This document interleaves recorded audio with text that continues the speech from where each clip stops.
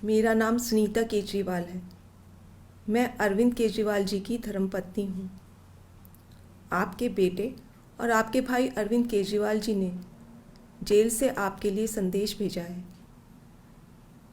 मेरे प्यारे देशवासियों, मुझे कल गिरफ्तार कर लिया गया। मैं अंदर रहूं या बाहर, हर पल देश की सेवा करता रहूँगा। मेरी ज़िंदगी का एक एक पल देश के लिए समर्पित है। मेरे शरीर का एक एक कतरा देश के लिए है।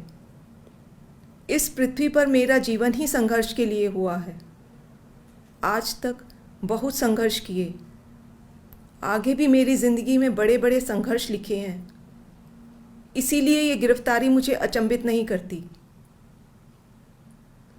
आपसे मुझे बहुत प्यार मिला है। पिछले जन्म में ज़रूर मैंने बहुत पुण्य किए होंगे जो मैं भारत जैसे महान देश में पैदा हुआ। हमें मिलकर फिर से भारत को महान बनाना है, दुनिया का सबसे शक्तिशाली और नंबर 1 देश बनाना है। भारत के अंदर और बाहर ढेरों ऐसी शक्तियां हैं जो भारत को कमज़ोर कर रही हैं। हमें सचेत रहकर इन शक्तियों को पहचानना है, इन शक्तियों को हराना है। और भारत में ही ढेरों ऐसे लोग हैं, ढेरों ताकतें हैं जो देशभक्त हैं, जो भारत को आगे बढ़ाना चाहती हैं। इन ताकतों के साथ जुड़ना है और इन्हें और मजबूत करना है। दिल्ली की मेरी माँ बहनें सोच रही होंगी, केजरीवाल तो अंदर चला गया, पता नहीं अब 1000 रुपया मिलेगा या नहीं। मेरी सभी माताओं और बहनों से अपील है, अपने भाई और अपने बेटे पर भरोसा रखो। ऐसी सलाखें नहीं जो आपके भाई और आपके बेटे को ज़्यादा दिन अंदर रख सके। मैं जल्द बाहर आऊँगा और अपना वादा पूरा करूँगा। क्या आज तक कभी ऐसा हुआ कि केजरीवाल ने कोई वादा किया और पूरा नहीं किया? आपका भाई, आपका बेटा लोहे का बना है, बहुत मजबूत है।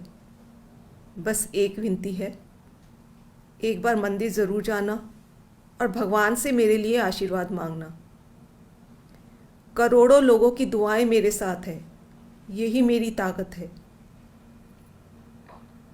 आम आदमी पार्टी के सभी कार्यकर्ताओं से भी मेरी अपील है कि मेरे अंदर जाने से समाज सेवा और लोक सेवा का काम रुकना नहीं चाहिए। और हाँ, इस वजह से बीजेपी वालों से भी नफ़रत नहीं करनी। वे सब हमारे भाई बहन हैं।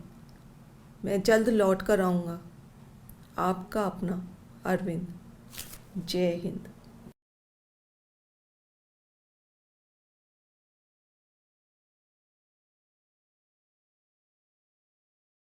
साउथ लॉबी है, साउथ लॉबी है जिसको पैसा दिया गया। अब जैसा सौरभ भाई ने और आतिशी जी ने और जैस्मिन शाह जी ने मुझसे पहले बताया, पूरी डेट्स के साथ बताया कि कैसे भाजपा ने लगातार चंदा लिया ये शरद चंद्र रेड्डी से, जो साउथ लॉबी माना जाता था, जिसके जो अप्रूवर बन गए केस में, जिसकी गवाही पर अरविंद केजरीवाल जी को 6 दिन की रिमांड पर भेजा गया। उस अप्रूवर ने लगातार भाजपा को चंदा दिया इलेक्टोरल बॉन्ड से, और इस इंफॉर्मेशन को बाहर आने के लिए पुरजोर ताकत लगा दी हमारी सारी इंस्टीट्यूशंस ने, हमारी सारी भाजपा ने, और बहुत ज्यादा कड़ा परिश्रम लगा, बहुत सख्ती का रुख अपनाया सुप्रीम कोर्ट ने, बहुत दूरदर्शिता दिखाई कि कहा कि इन सारे इलेक्टोरल बॉन्ड्स की इंफॉर्मेशन को सार्वजनिक करना होगा, जो रिसेंटली हुआ, जो अभी भी पूरी तरह से नहीं आया। 2019 के पहले वाला डाटा आज तक मिसिंग है। प्रथम दृष्टिया जो भाजपा को हमारे केस में दिख रहा था, वो फाइनल दृष्टिया अब आपको दिख जाएगा शरद चंद्र रेड्डी के केस में, जिन्होंने मोटे चंदे देकर भाजपा को बेल भी प्रोक्योर की, अप्रूवर भी बने।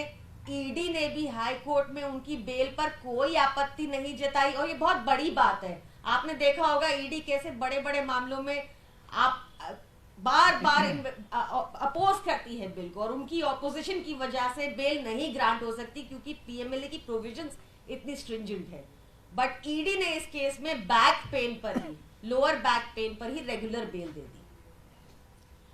ये हमने लगातार देखा कि ईडी ने 2 साल तक जो भूमिका बनाई उसमें आज तक भी चवन्नी की रिकवरी नहीं हो पाई है, और अब इतना डाटा सार्वजनिक होने के बाद ये जरूरी हो जाता है, सिर्फ एक व्यक्ति के लिए नहीं, सिर्फ एक पॉलिटिकल पार्टी के लिए नहीं, देश के लोकतंत्र को बचाने के लिए, देश के संविधान को बचाने के लिए, और भाजपा को अकाउंटेबल करने के लिए कि आप सबकी भूमिका की भी बहुत अहम आवश्यकता है। इस टाइम पर बहुत जरूरी है कि मीडिया भी आसानी से जाने ना दे भाजपा को और उनसे अकाउंटेबिलिटी मांगे कि कैसे ये साउथ लॉबी लगातार भाजपा को चंदा देती रही, और कैसे साउथ लॉबी की किंग पिन को, जिनको उन्होंने किंग पिन बुलाया, उनको रेगुलर बेल मिल गई एक ऐसे मामले में जहां पर साफ तौर पे पुख्ता सबूत है कि चंदा भाजपा को दिया गया,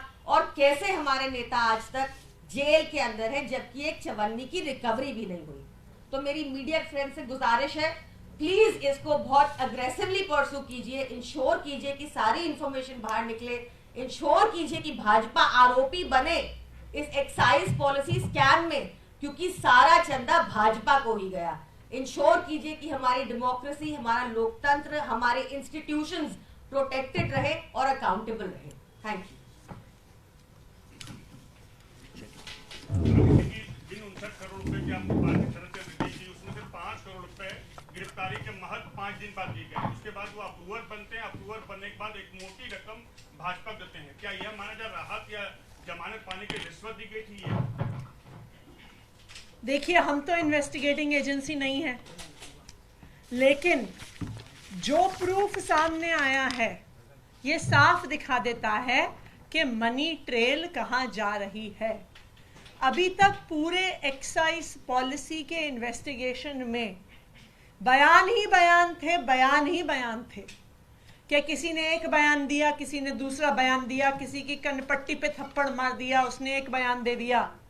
लेकिन आज पहली बार मनी ट्रेल का प्रमाण सामने आ गया है, और साउथ लॉबी की शराब कारोबारियों का पैसा भारतीय जनता पार्टी के बैंक अकाउंट में गया है। ये बयान नहीं है, ये प्रमाण है, ये मनी ट्रेल है, ये प्रोसीड्स ऑफ क्राइम है जो भारतीय जनता पार्टी के बैंक अकाउंट में गया है। ये ओपन एंड शट केस है, और अब भारतीय जनता पार्टी को एक्साइज पॉलिसी इन्वेस्टिगेशन में आरोपी बनाना चाहिए ईडी को, और उनके राष्ट्रीय अध्यक्ष जेपी नड्डा जी को तुरंत गिरफ्तार करना चाहिए।